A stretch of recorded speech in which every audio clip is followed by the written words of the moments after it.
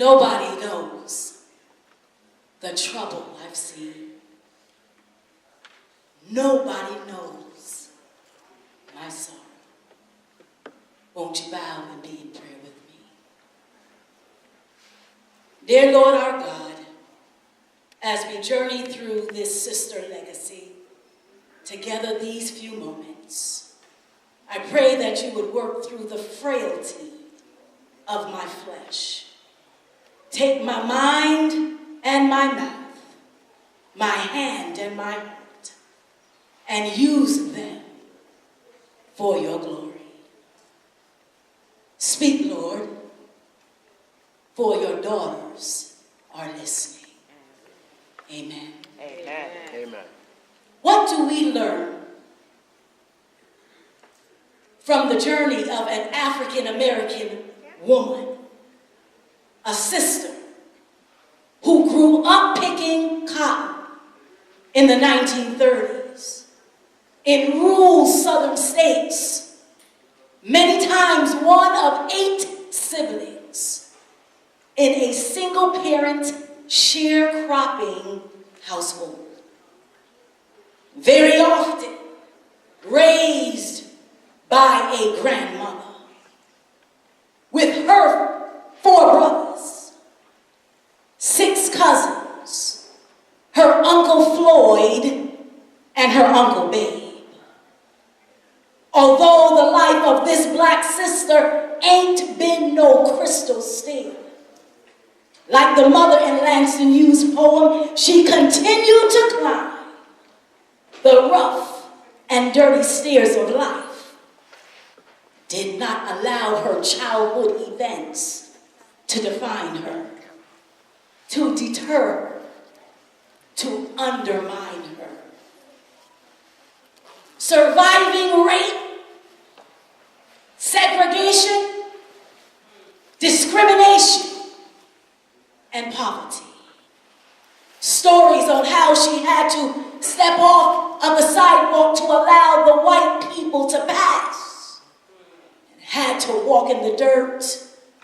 How her food was given to her through a window behind the restaurant because she was not allowed to dine inside.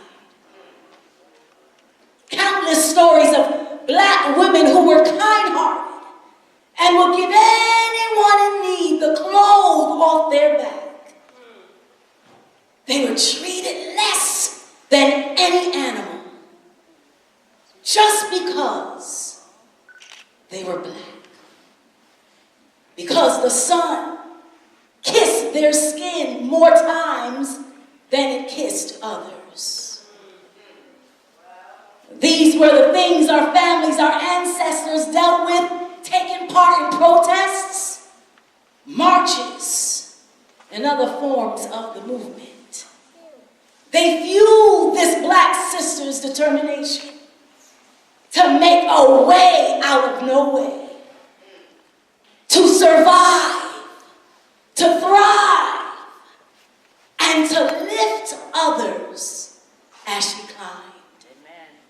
Oh, how our black sisters found ways. They taught, they protected, they nurtured, they challenged, and they fought. We've been standing on the strength of black women for centuries. From the moment we were born, we have carried the weight of what it means to be born in a family of strong black women. Our 4 grandmothers, great-grandmothers, our mothers, our sisters, they paved this path with sweat, tears, love, patience, determination, and an unfailing faith in the unseen, the unheard, and the unknown. But one thing is for sure. In the midst of it all, God was with them in their suffering. Yeah. Why? Because he suffered. And he's with us, sisters, today. Do you feel him? Amen. He's our way maker. What's the song? He's our miracle worker. He's our promise keeper.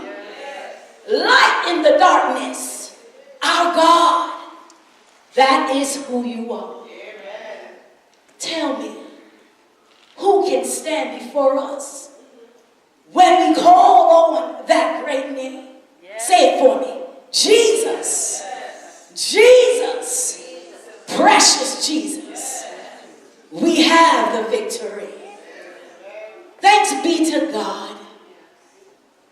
In 2019, in the journey of black women, we are educators. We are scientists. We are inventors. We're entertainers. We're athletes and doctors and nurses. We're lawyers. We're politicians. Business women. Trades women. We're journalists. We're CEOs. We're theologians. We're presidents. Voters. And much, much more. Most of all, we're human beings. And we deserve to be treated with dignity and respect.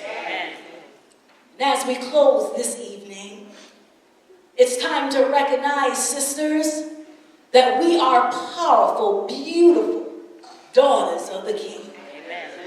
This goes out to all ladies here. The beauty is not just the face, the outward appearance, but the beauty is in your mind. The beauty is in your heart. The beauty is in your soul. I stand for us today. Claim your seat at the table. I stand speaking truth to power. Sometimes quietly.